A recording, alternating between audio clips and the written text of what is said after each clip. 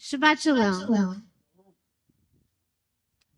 Our Parsha is one of the more famous ones. It's Shelach, as it features the story of the spies who go forth to scout out the land of Israel. 12 go. They're going.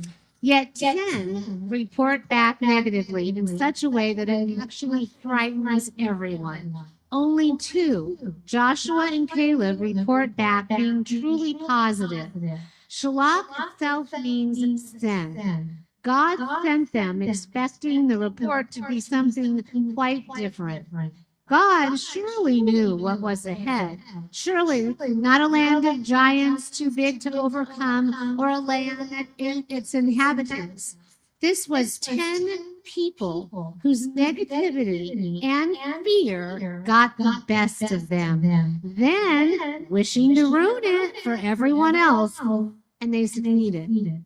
Joshua and Caleb get to go, and the rest of the whole entire first generation of the Israelites were condemned to wander for 40 years until they died out. What is interesting is the beginning and the end of the Parsha. It starts with this horrific encounter and condemnation, but it ends with the command to wear the fringed talit. We are commanded to wear it in the daytime, with the exception of Kol Nidre, and it is stated for all generations. So, Vador Vador, there were going to be more to come. It is interesting that on Kol Nidre, the eve of Yom Kippur, when we are faced with our sins and begin our pleas for redemption and atonement, that we are actually allowed to wrap ourselves in the evening in God's embrace, in the talis, in the talit, comforting and protecting us as our final high holy day work begins.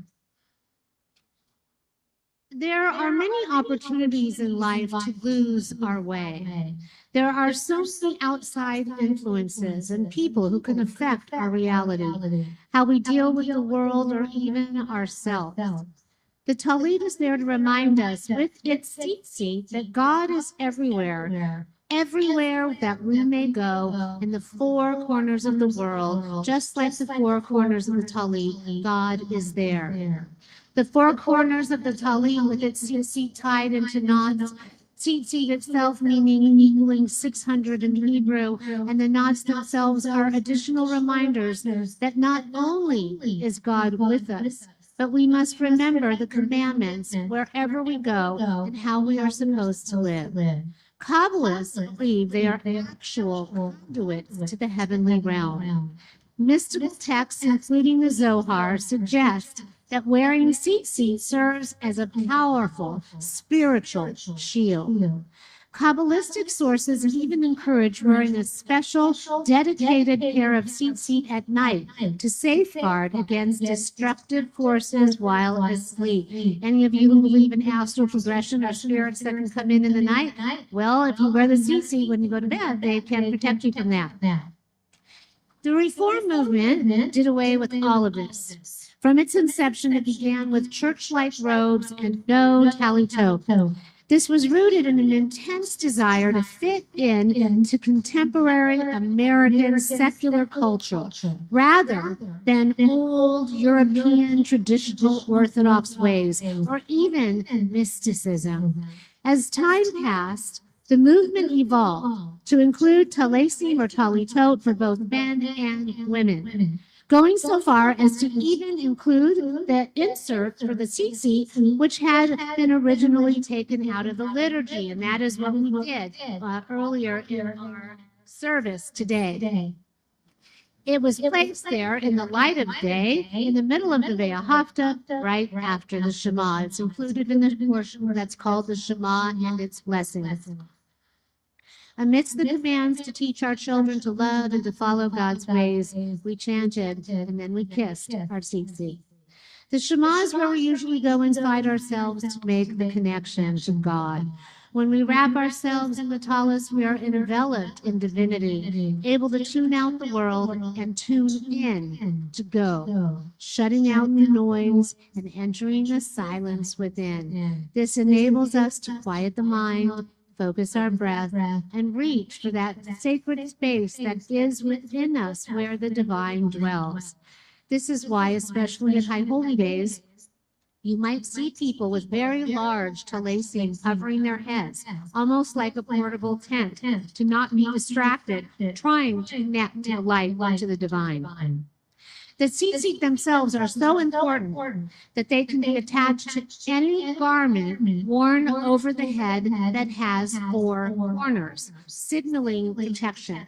Traditional men and even children, my grandson, our grandson will be wearing one of these, can be seen with little bits of the tzitzit sticking out, sometimes peeking around the edges of their clothing. This is slightly different than on the prayer shawl that we wear, but still with the same meaning and protection. God is inside of us. God is all around us, everywhere, all at once, all the time. It's hard to believe for some when there is so much bad in the world. The negativity is like a disease that spreads, threatening all that we know and hold dear. This is one of the lessons to take away from our bookended Parshat. On one end, we have fear, destroying any possibility of a future, and the promised land. And on the other end, we have the command to cover ourselves in the fringe talit, to know God's divine light and blessing is with us wherever we go, and the tzitzit there for protection. More so to know that wherever we go, tall tales of giants and negativity are just that, tall tales and negativity that we must shield ourselves against. We are safe within God's grace as long as we have faith. There is a sign in my office, let your faith be stronger than your fear. It's hard sometimes. We can succumb to insecurity, doubt, to negativity, to anxiety. If we can muster the courage to actually surrender, even to the possibility, the likelihood of connecting to something divine and greater than ourselves is far more exemplified, far greater, because God's plan was for everyone to get into the promised land, and it still is. It would have been a much more direct route for the Israelites. We just kept subverting ourselves, undermining our progress and our possibility almost with every single step. We could not leave the negativity behind and go forward with faith, no matter how many miracles were manifest. Moses did his best, and he paid an extremely high price as well. It was up to the next generation to carry the mantle forward. The negativity held the others back. It is up to the next generation and still is to this day. I did a funeral this week and was reminded of why I love them so much. It's a strange thing to say, but it's true. Everyone has a story worthy of being told.